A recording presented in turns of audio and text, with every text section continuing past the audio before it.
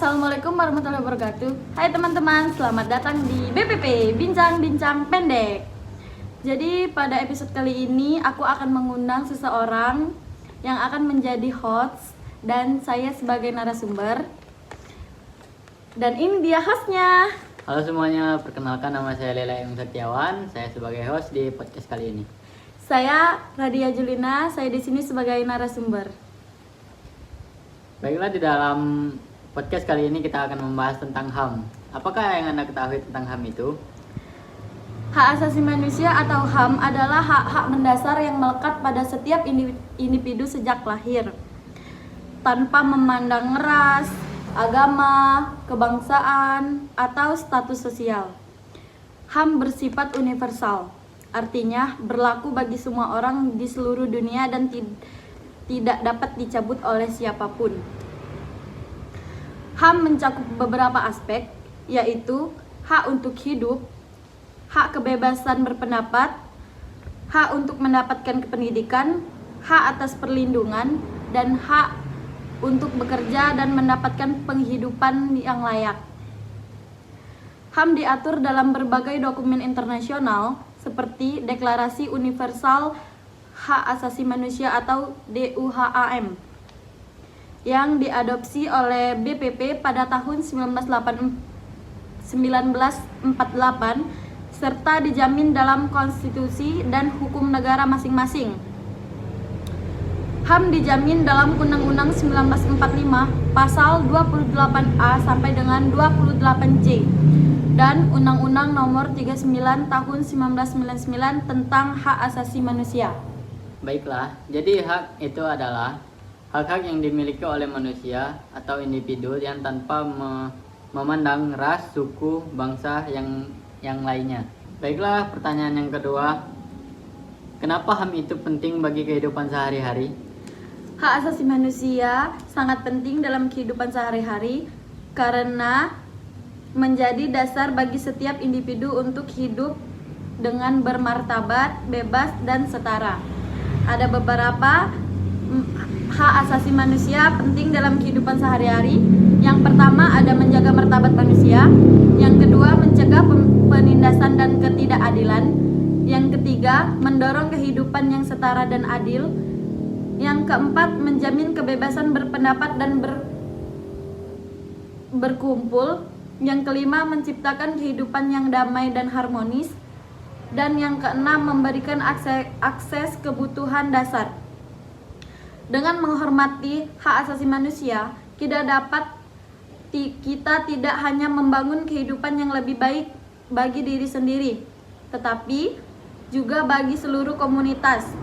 Hak asasi manusia menjadi fondasi untuk mewujudkan kehidupan yang adil, damai, dan berkeadilan.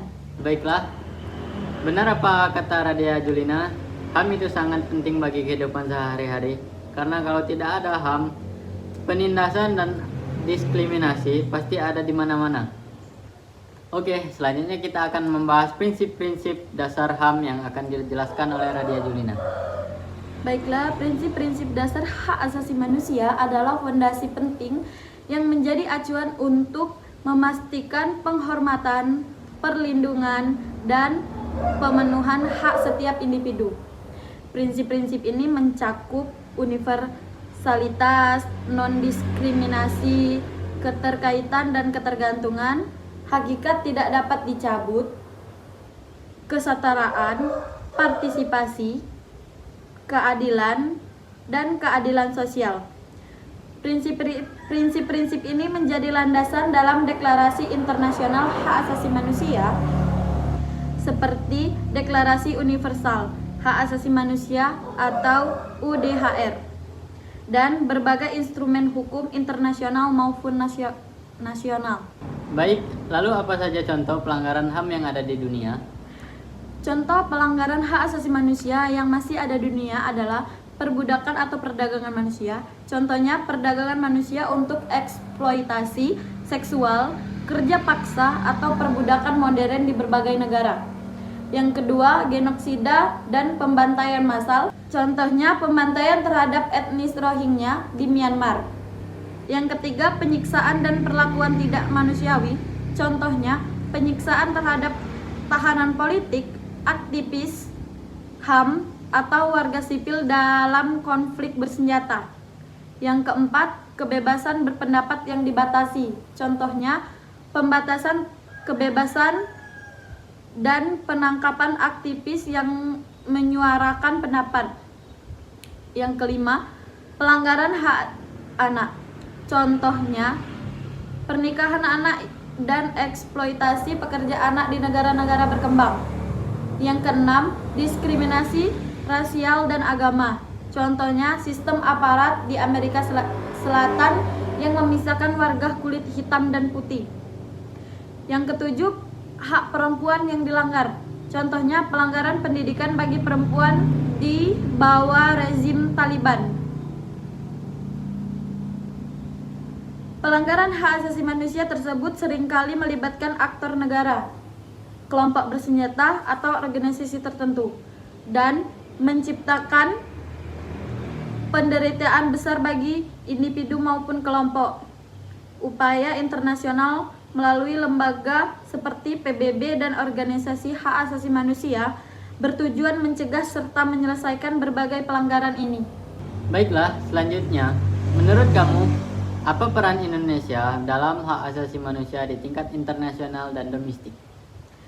Indonesia memiliki peran yang signifikan dalam perlindungan dan pemajuan hak asasi manusia, baik di tingkat domestik atau internasional. Peran Indonesia di tingkat internasional meliputi 1. Aktif dalam PBB dan Dewan Hak Asasi Manusia. Indonesia menjadi anggota aktif dalam Dewan Hak Asasi Manusia atau BPP dan memainkan peran penting dalam merumuskan kewajiban global terkait hak asasi manusia. Yang kedua, peran dalam ASEAN. Indonesia berkontribusi dalam pembentukan ASEAN sebagai badan regional yang berfokus pada isu hak asasi manusia di kawasan Asia Tenggara. Yang ketiga, diplomasi hak asasi manusia. Indonesia sering berperan sebagai mediator dalam konflik internasional dengan pendekatan yang lebih dialogis dan harmonis. Peran Indonesia di tingkat domestik yaitu 1. Pengakuan hak asasi manusia dalam konstitusi. Yang kedua, pembentukan Komisi Hak Asasi Manusia Nasional. Yang ketiga, undang-undang tentang hak asasi manusia.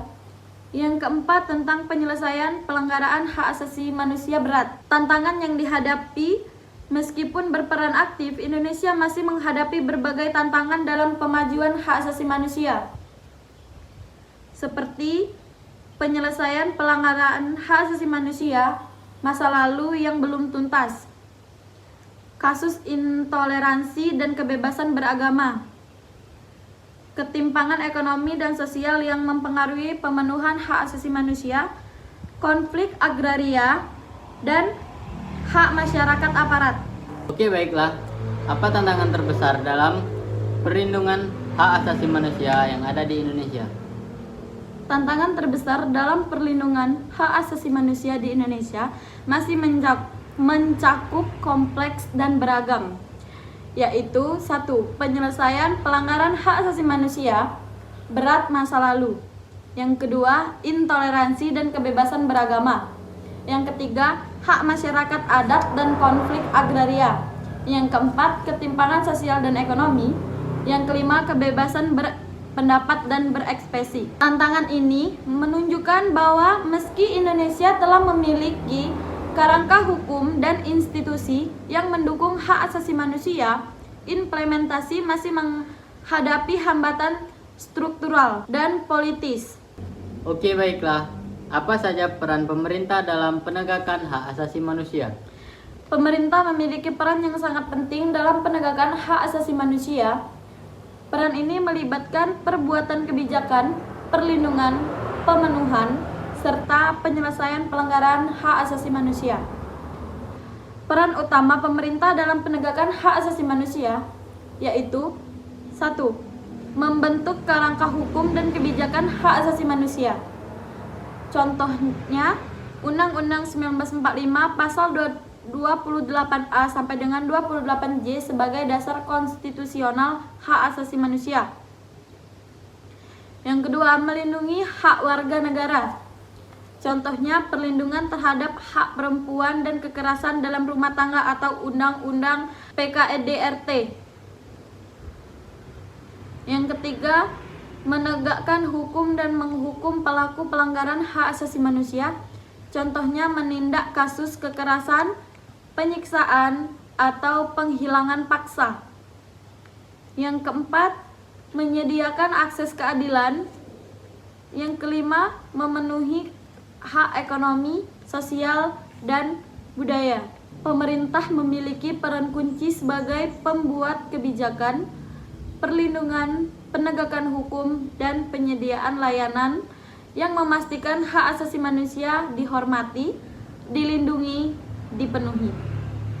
Namun, keberhasilan penegakan hak asasi manusia sangat bergantung pada komitmen konflik, penegakan hukum yang adil, serta kerjasama dengan masyarakat sipil dan lembaga independen. Oke, baiklah. Apa saja sih hak ekonomi, sosial, dan budaya? Hak ekonomi, sosial, dan budaya adalah bagian dari hak asasi manusia yang berkaitan dengan pemenuhan kebutuhan dasar untuk menciptakan kesejahteraan hidup manusia. Hak ini dijamin dalam berbagai instrumen hukum internasional, seperti Kovenant Internasional tentang Hak Ekonomi, Sosial, dan Budaya yang telah diartifikasi oleh Indonesia melalui Undang-Undang Nomor 11 Tahun 2005. Contoh hak ekonomi. Hak ekonomi ialah hak untuk bekerja dan memilih pekerja yang layak. 2.